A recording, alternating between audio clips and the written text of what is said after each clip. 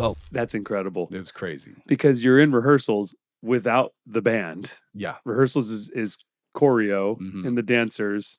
You flying to South America, trying to grab whatever you can of the band, meet with the guys, come back, program, constantly change it, constantly edit it. Yeah. Okay, so you got the call in December. January 4th was rehearsal started? Was when the beginning of choreography rehearsals. Okay. Yeah. So still, which is like, a month before the show? Before.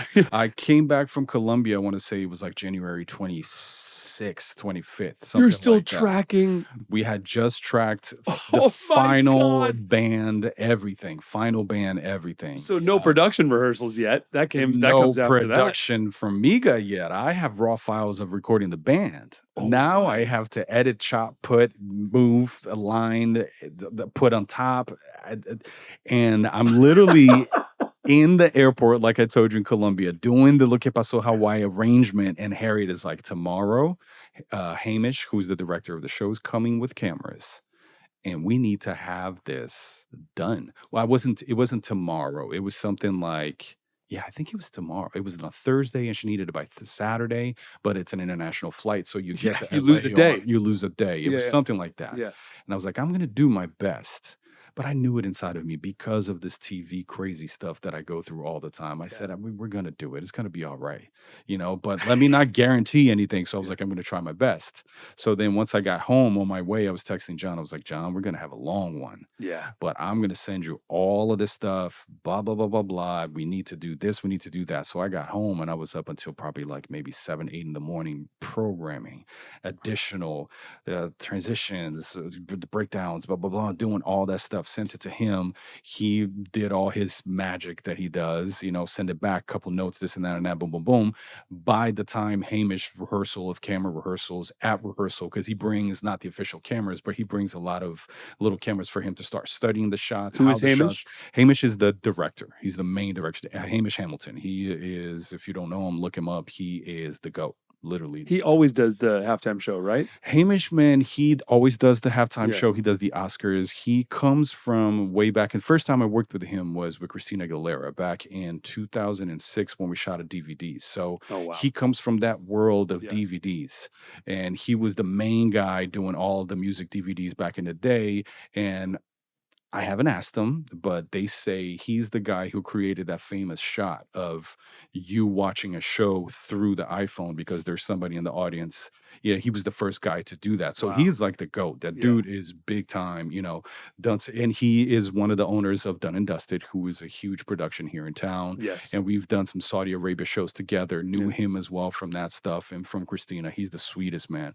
But he was coming with his smaller setup and team to start shot 1, shot 2, shot 3, what they're going to be. And Harriet was like, we have to have final music. How we're not going to have final music, So this is 2 weeks before show. 2 weeks. Less than 2 weeks before we actually get into the stadium to start rehearsing everything, And that was that, stay until 8 in the morning. I remember going to sleep.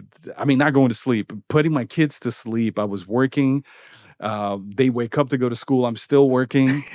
The whole night is gone and I'm in there doing the thing. Send it to John. John, send it back. Sounds great. Boom, boom, boom. At least now we have a way better sketch than before. This is like about 99% now. Yeah. And let's move. Let's go. So we meet the deadline of Hamish and things keep moving. Wow. Where were rehearsals? At the Shrine. And the Shrine had some sort of set blocking? Yes.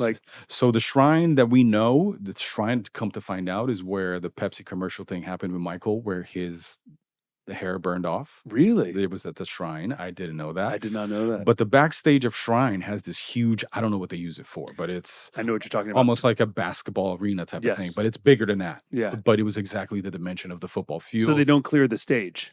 It wasn't on the stage at all. The stage was actually being used for the pre-record of When He Falls Through the Casita. Got it. So the stage was still living there, but they built on top of it. And that huge area is where you did It's where we did all the rehearsals. And if you've been backstage at the Shrine, you know this area. It's the weird long walk to the dressing rooms. Exactly. I don't know what they use it for. I really don't. never even thought about it.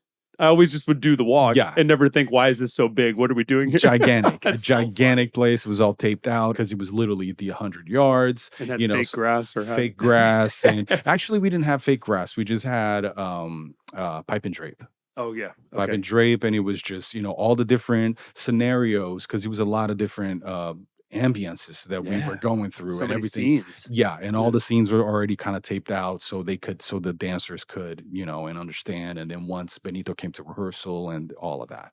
So Benito did come to rehearsal before the stadium. The stadium he rehearsal. Did. I want to say maybe 2 days he did. Okay. So rehearsal was the same place as, call it production rehearsal. Production rehearsal. Yeah. Yes. It was a production rehearsal. Just the whole thing was the production. The whole thing. But Charm and Team, they were there for a full month. Yeah.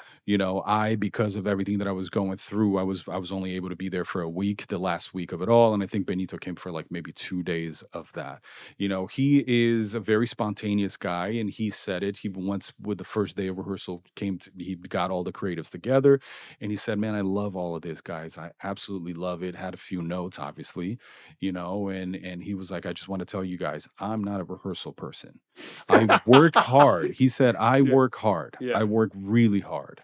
But I'm not a rehearsal type of guy. I'm not going to do it 100 times. I'm not going to do it 100 times. I'm not going to do it 200 times. I'm probably going to give you maybe 5 times. With all that camera blocking? All the stuff that he had to do, man. And looking at this camera and doing this and boom, boom, boom. He's that guy. He's literally that guy. Let's go.